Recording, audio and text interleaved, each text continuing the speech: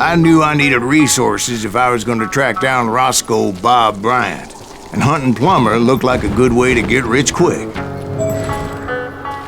As the local vigilantes exposed him as the leader of the bandits, and put a generous price on his head.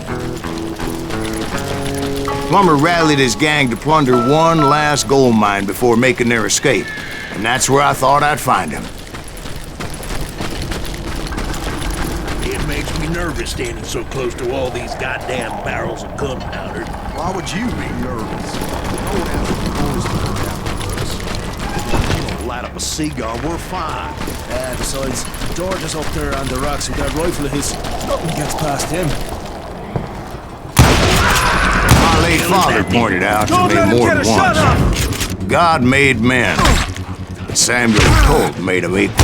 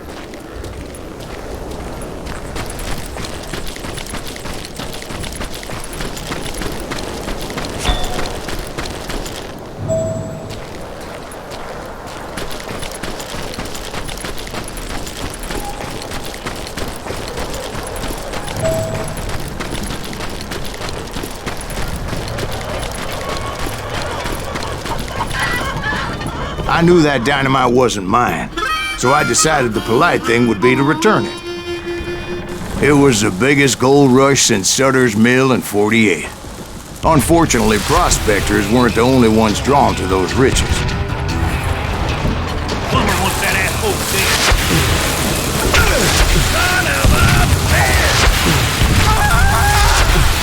There were thieves, killers, robbing travelers, and hijacking gold ships. Like those that ran with Plummer. Some were just regular folks I knew from town, drawn by greed and easy pickings. Charlie Crow, the blacksmith. James, who worked in the stable. Sam and Jeremiah Barber, the butcher's sons. Ordinary citizens who lived a double life. Stealing and thieving and murdering their neighbors.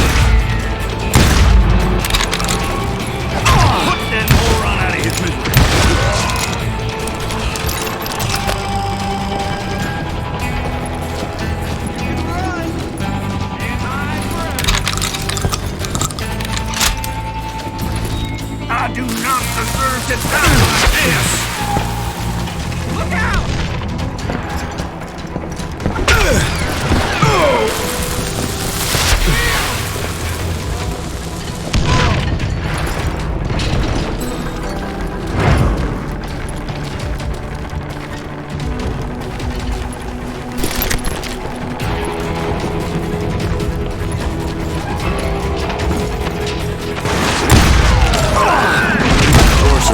Were veterans of the Civil War. Stone-cold killers trained on the bloody fields of Shiloh and Antietam. Dangerous, desperate individuals. If Daddy had lived to see Alfred Nobel's explosive invention, my guess is he would have told Samuel Colt to kiss his ass. Plummer had a lot of men on his payroll. A hell of a lot. That son of a bitch pretended to protect the public with one hand while stealing them blind with the other. He set up a defensive perimeter which I had no idea how to breach. I was outnumbered and in way over my head, but I was too damn stubborn and stupid to realize it. They must have thought I was touched, or had some kind of death wish. Seeing as there were barrels of gunpowder everywhere.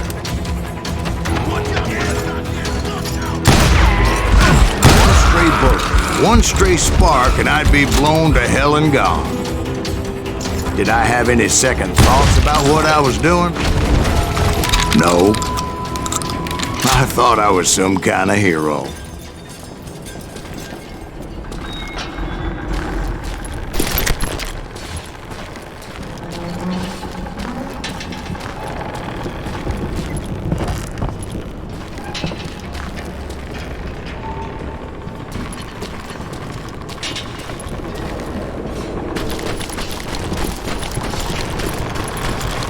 I finally made it past and headed on to meet my destiny. But first, I had something I needed to figure out.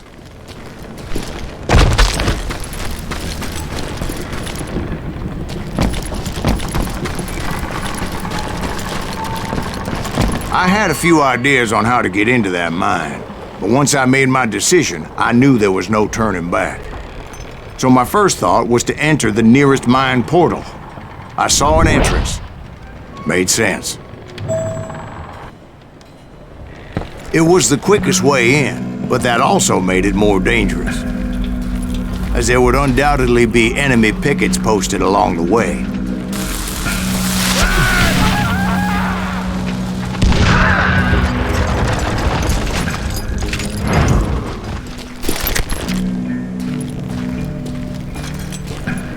Besides, once you enter a mine like that, it's easy to get all turned around. And that confusing maze of corridors wouldn't even be the worst of it.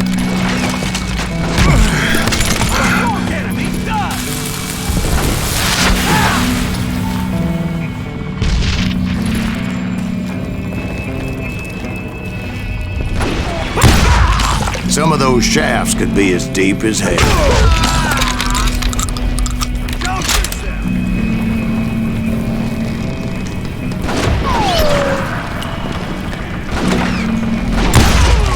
A single stumble or misstep can easily end in a deadly plunge to oblivion.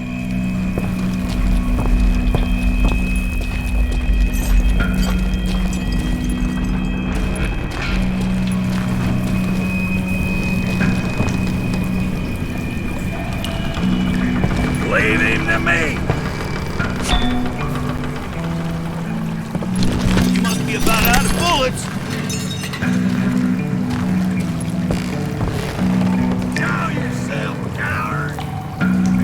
Here nor there.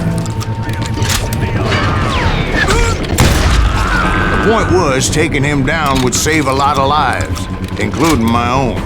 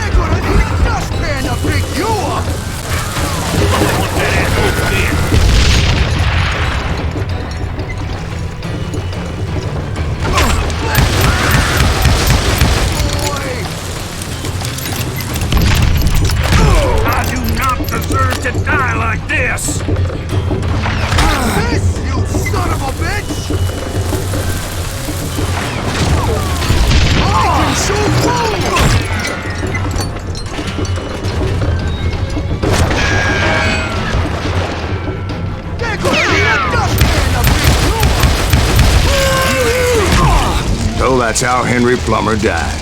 Him and his crew were worth their weight in gold. And now, I was officially a bounty hunter.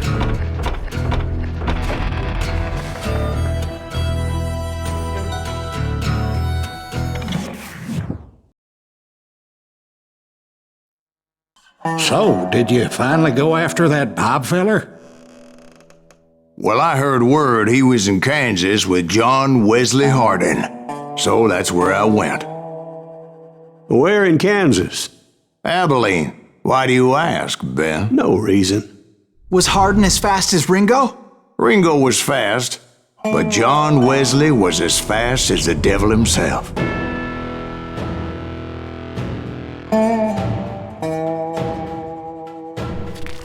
Hell, he killed his first man at 15. From that day forward, he had a price on his head and wouldn't back down for nobody, not even Wild Bill Hickok himself.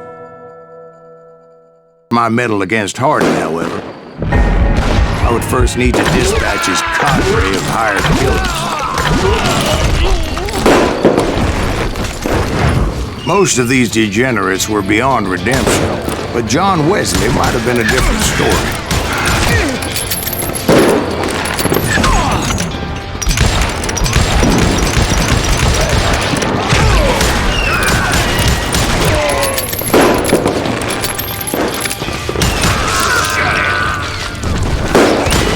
Until later that night was in fact his birthday celebration.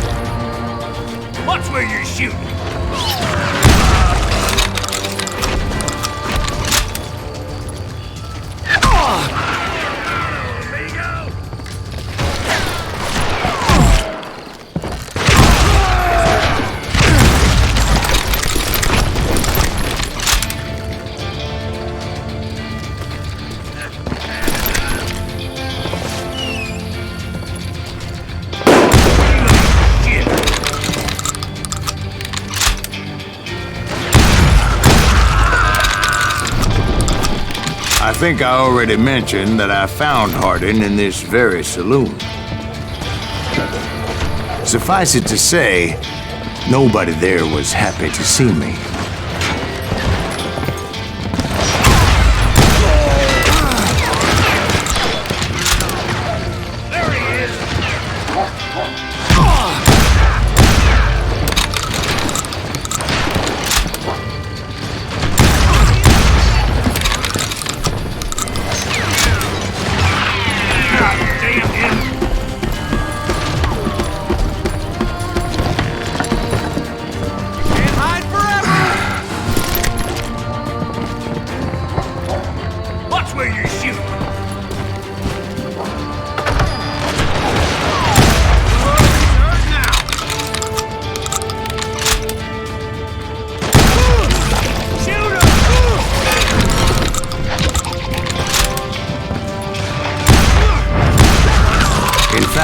I felt a certain hostility.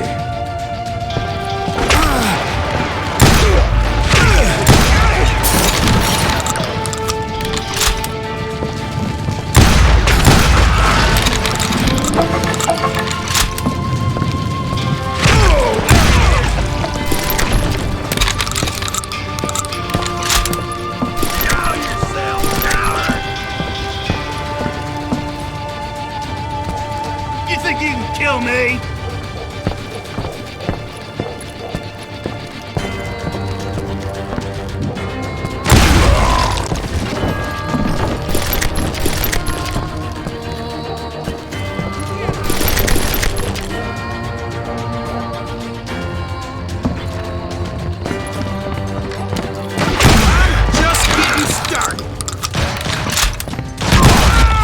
I was disappointed that neither Bob nor John Wesley were among the dead. But that was short-lived, as a moment later I was facing down the fastest gun in the West.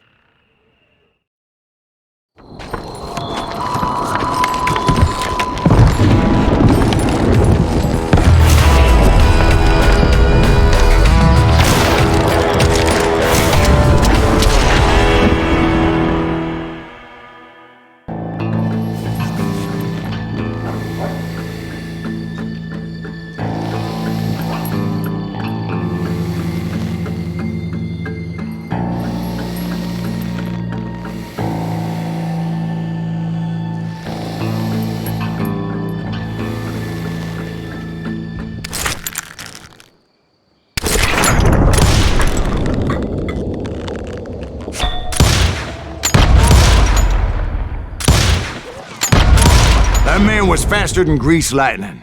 But being inebriated as he was, he didn't count his shots. And now, he was at my mercy. So he didn't die? No, I sent him to prison.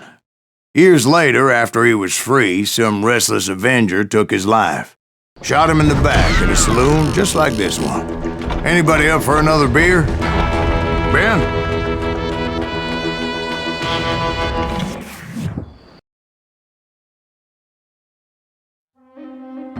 Thank you, darling. Yeah, some say revenge is a dish best served cold. So whatever happened to that Bob guy you were after? Personally, I'd like to hear some of your other adventures. Like, I don't know, did you ever go toe-to-toe with a red man?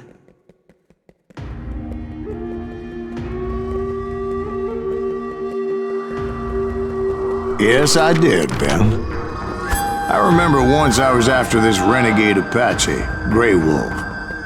Strangely enough, revenge was also his primary motivation.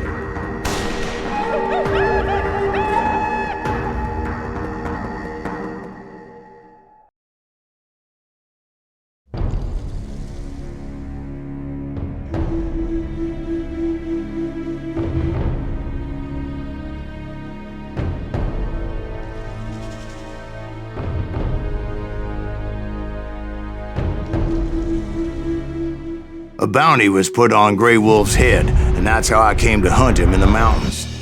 Mountains so high they tickled the nether regions of heaven.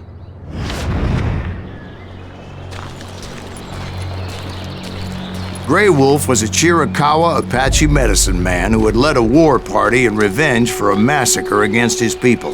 The U.S. Army had attacked his tribe during his daughter's sacred sunrise ceremony, and the slaughter was unspeakable. I understood his anger, as there's nothing more traumatic than seeing those you love die in a cruel and painful death. Right from the beginning, I couldn't shake the feeling that Grey Wolf was watching my every move. He led a band of young Apache warriors who wanted retribution and were more than willing to die for him.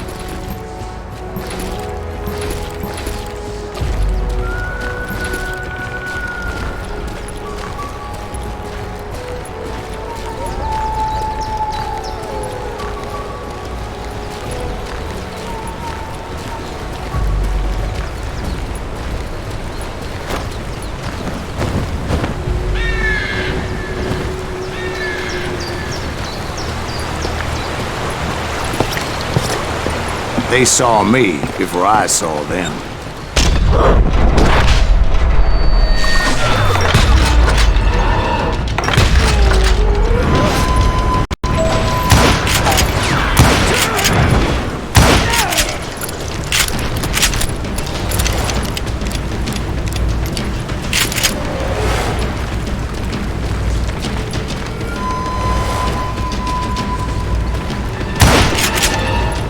My mind that maybe this wasn't such a good idea. But now that the shooting had started, there was no backing down.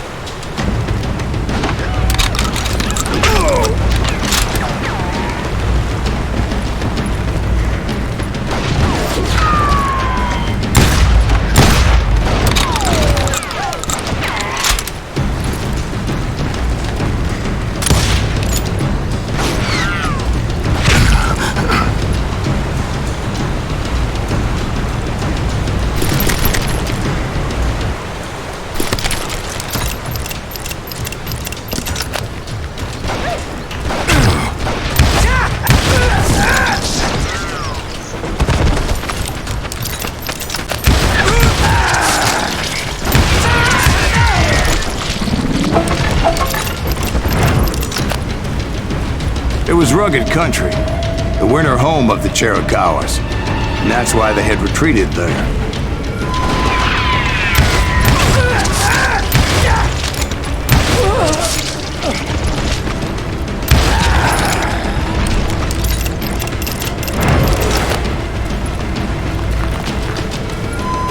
I admit to having some regrets about going after them the way I did. But then again, I got a lot of those.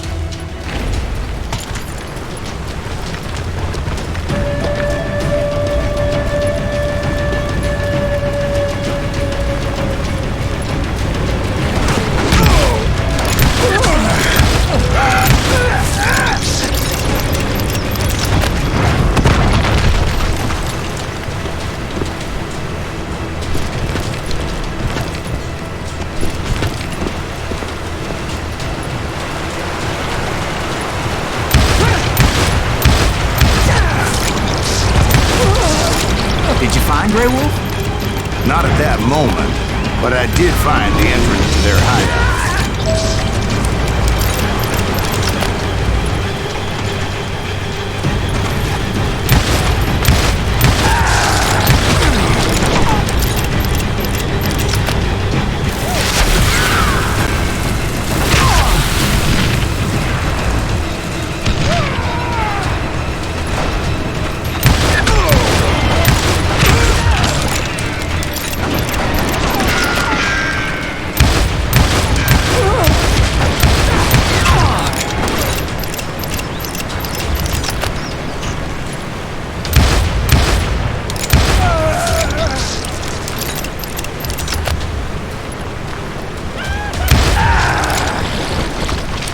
Deep crevice that led to a deeper cave. Don't tell me you went in there. Yeah, but it's not out of bravery so much as pure, angry cussedness.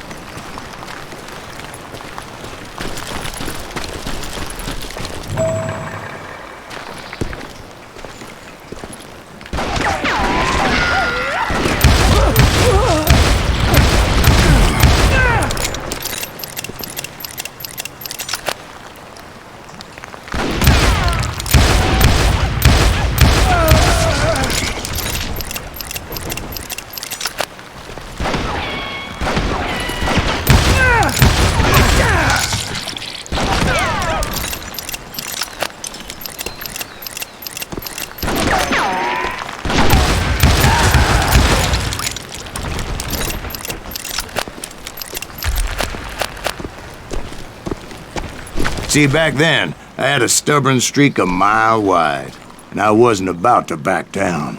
So it was like pitch black in there? Actually, it was pretty well lit, as they had torches on the walls.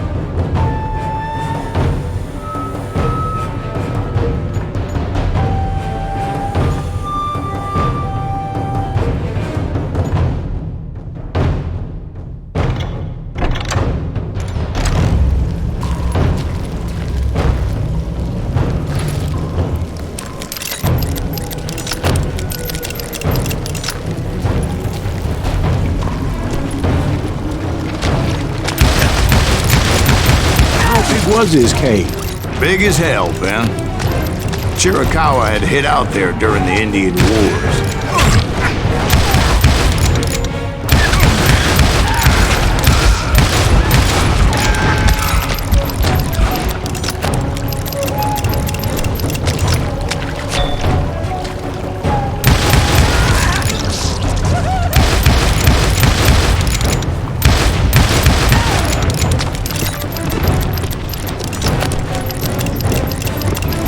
They thought it was haunted with the ghosts of those murdered by the horse soldiers. The cave was haunted with dead Indian ghosts? To be honest, I was more concerned with the live ones than the dead ones.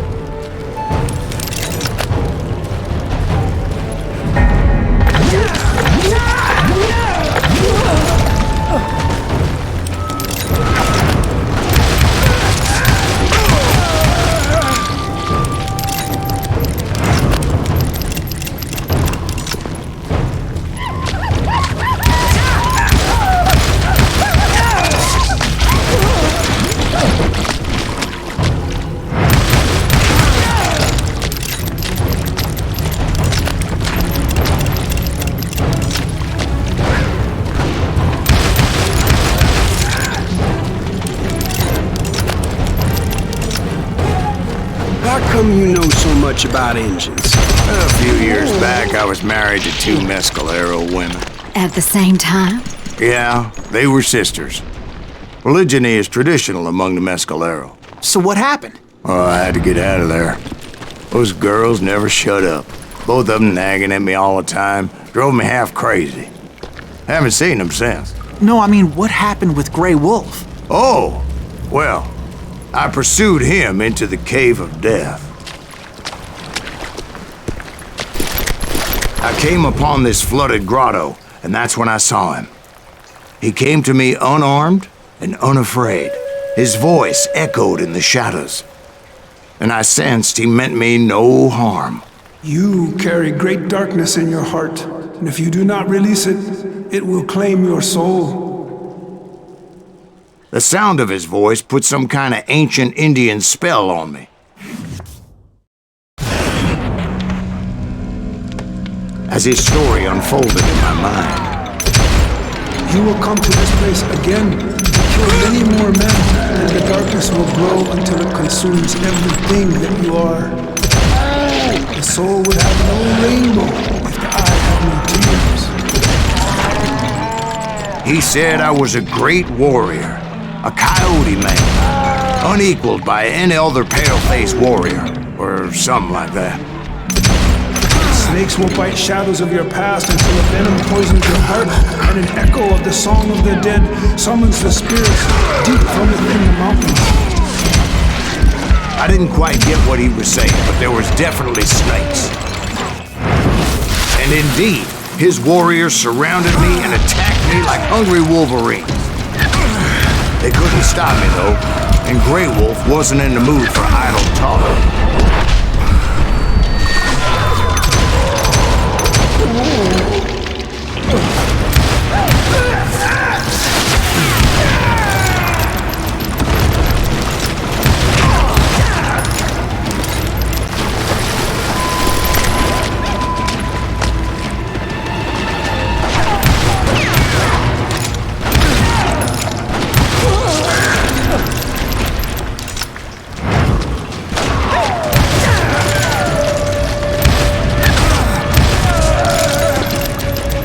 I swear I couldn't see any way out of this trap. But suddenly, one just appeared. Kind of like a miracle.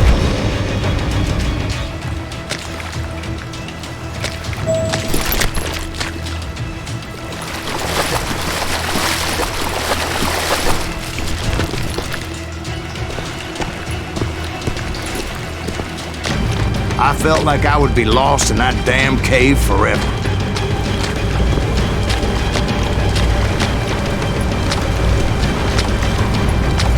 Finally, I found myself back outside, perched on the edge of the precipice, overlooking a thundering whitewater river.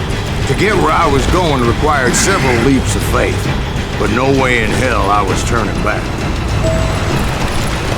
I chased after him, determined to...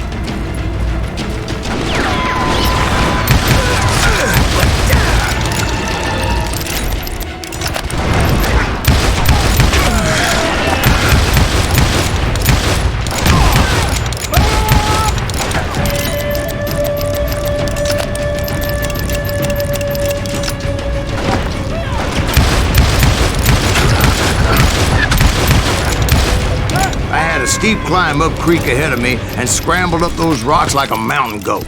I was determined to locate Grey Wolf and find out exactly what the hell he was trying to tell me.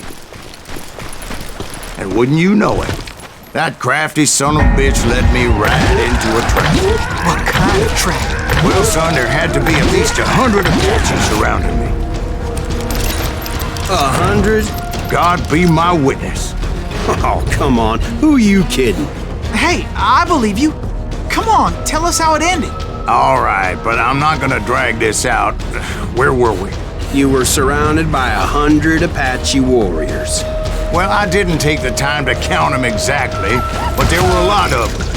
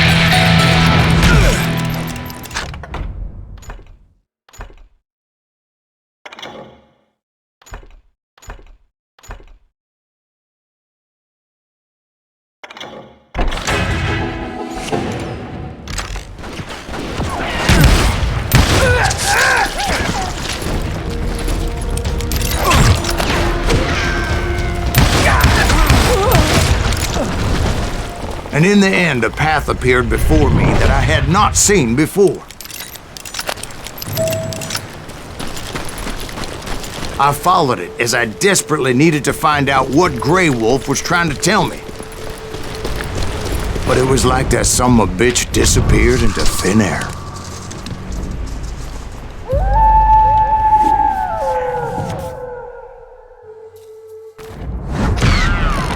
Never did find him. And never did collect my goddamn bounty.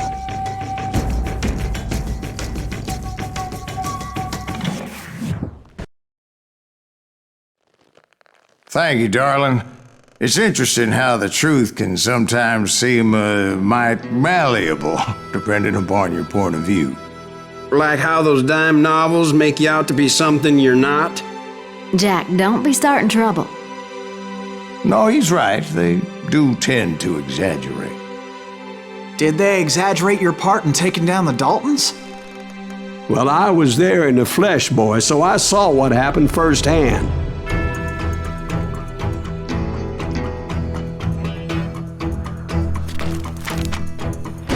Those Daltons were lawmen once, before they all went bad, robbing banks and trains clear across the territory. Until Coffeeville, of course. I was one of the citizens who took up arms that day.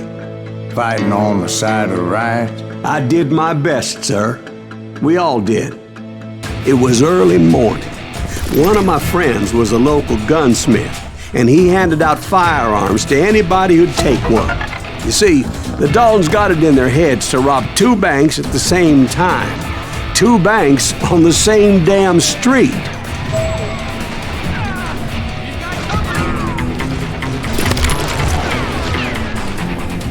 He can't stand against the thump.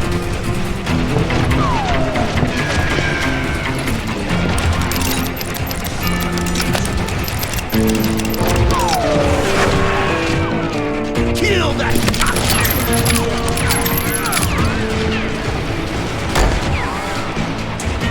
Story was Bob Dalton's girl was always writing him about how he had no ambition. Oh, you're nobody next to Jesse James, she'd say. Finally, the bastard took his brothers to Coffeeville just to shut her up. Right. It's always the woman's fault. Well, the locals recognized the Daltons right off. Before they could get away, half the town took up arms to defend their property. Their first mistake was pulling a job in their own damn hometown. The boys grew up in Coffeeville, so everybody knew them. The bank teller tricked them, telling them the time lock on the safe wouldn't open till 9:30. Well, that gave the locals enough time to prepare an ambush for those sons of bitches.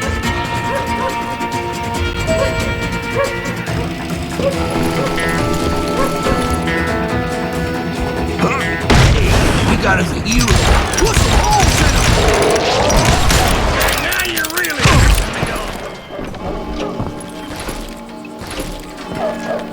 This match is not fair.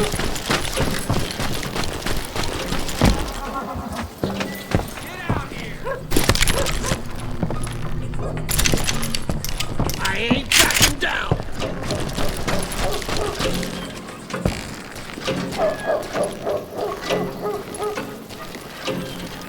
You ain't stopping me.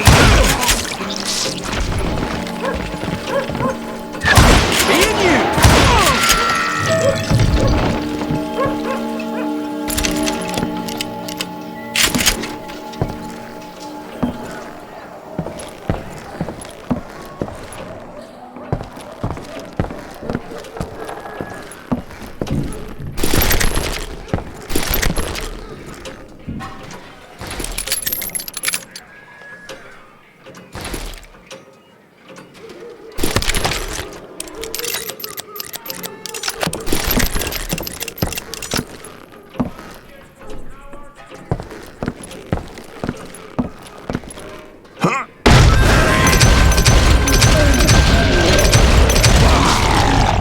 The brothers paid dearly for their stupidity, but everybody knows they had it coming. There's more to it than that. I read all about that day, so I know for a fact that it went down very differently. First of all, it was high noon. A posse of U.S. deputy marshals were on the rooftop across the street.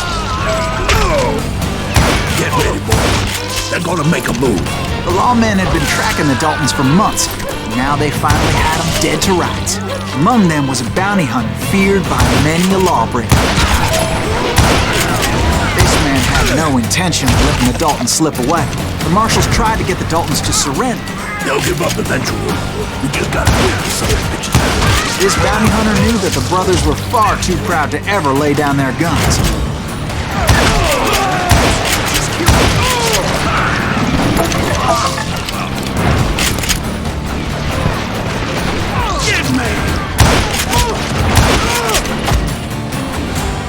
So he went in there alone to confront those criminals.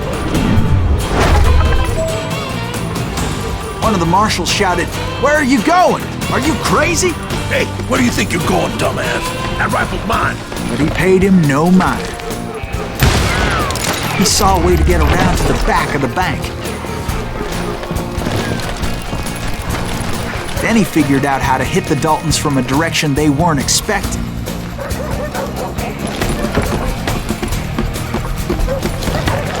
A moment later, he was climbing up a steep ladder, laughing at danger as he did.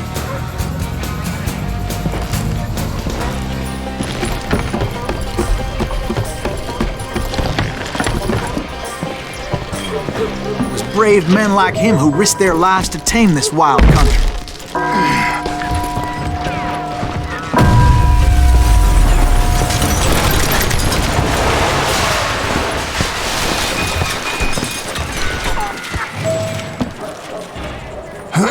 We've got company. Heroic men like him, who did what other men couldn't or wouldn't to make this country free. Like Jim Booth and Davy Crockett, who died defending the Alamo. Is that Silas Green? Son of a bitch!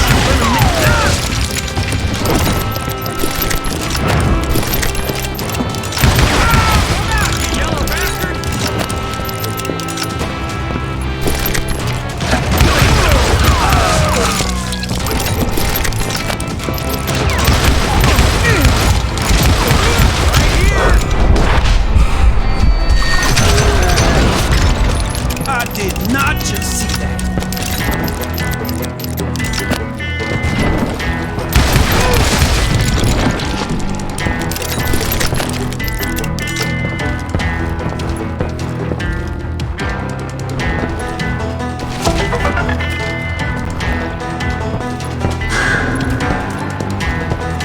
Over there!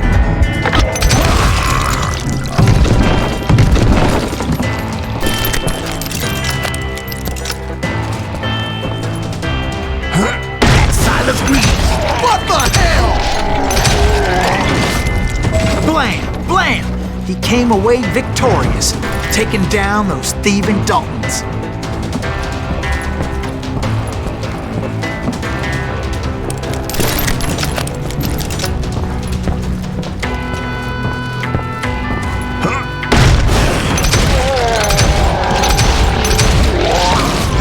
His name was Silas Greaves, and when the dust finally settled, he was the last man standing. Sorry, kid, but that just wasn't the way it happened. Did you get out? The barn doors was open. About right then, I saw some suspicious characters running through the bushes. Of course, I followed them. But that goddamn swamp was like a goddamn maze, and pretty soon I had no goddamn idea where I was. Steve? Steve? Steve! Huh? Oh, no, I'm listening. Indians surrounded me from all sides.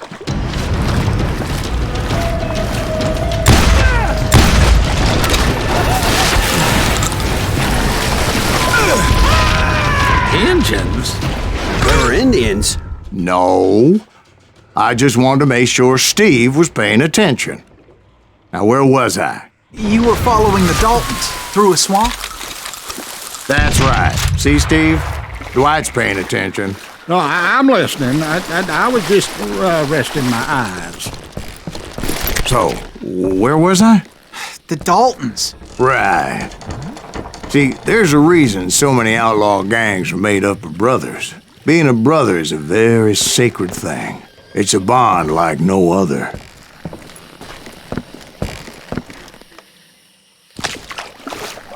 Bounty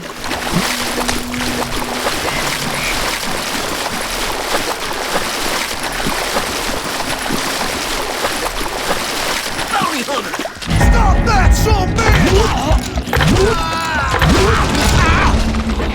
So did you ever find the damn Daltons? Not yet, but I did find a few of their cousins. You Kansans breed like rabbits. More Smiths or Heimhoffers or who knows what. But hell, what's more important than family? I bet Ben knows what I'm talking about. You're a dead man! Rolling your ass up!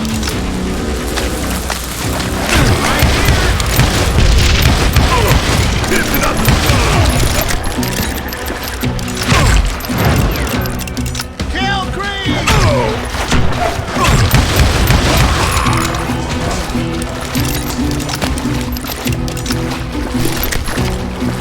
Bury him in the swamp!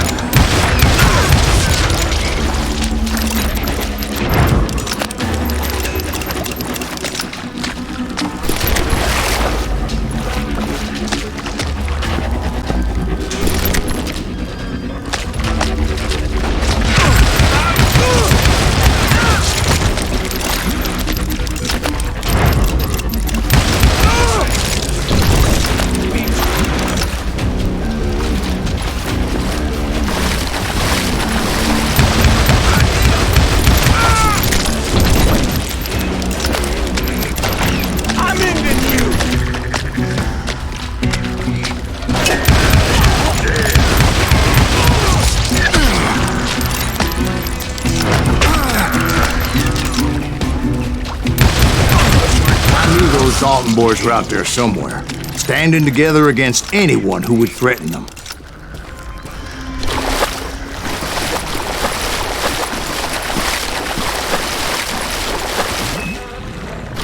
And that's when I saw it.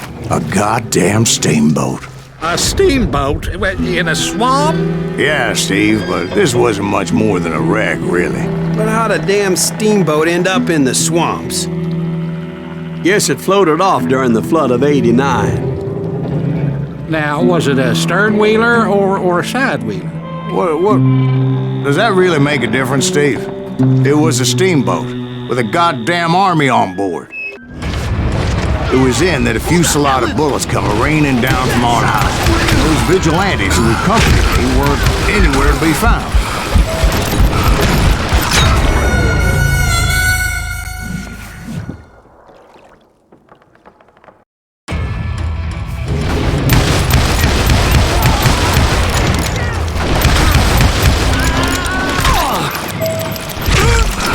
But among those men that were shooting at me, I thought I saw some familiar faces.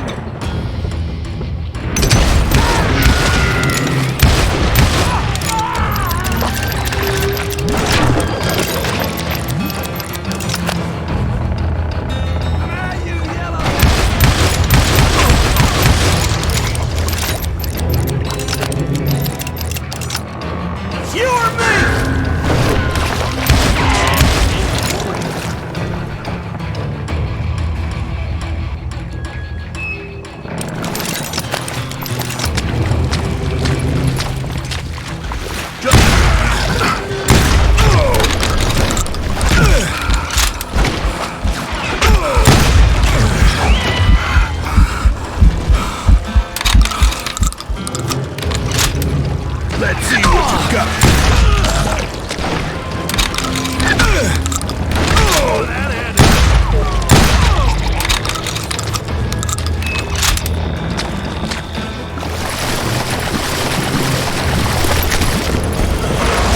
Somewhere up there, the Daltons were waiting on me.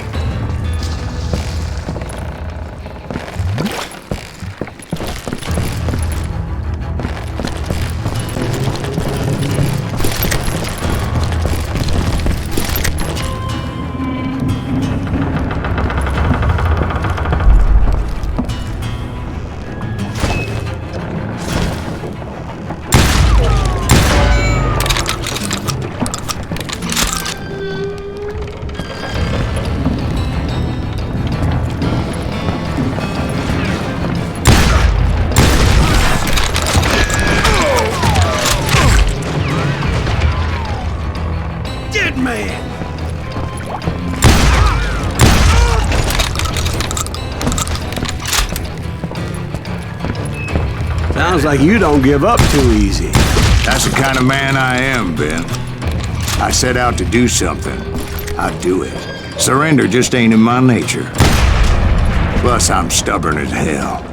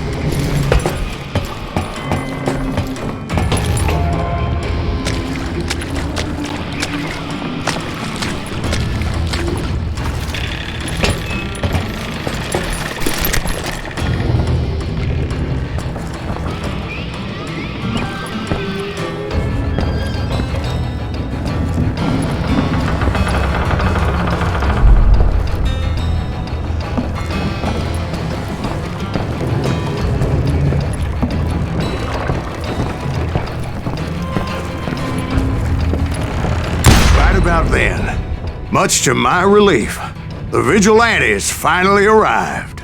Their leader motioned at a cabin in the middle of the top deck, pointing me directly at the Daltons. I finally had them, after months of dogged pursuit. But it turned out that they had me. Take him out!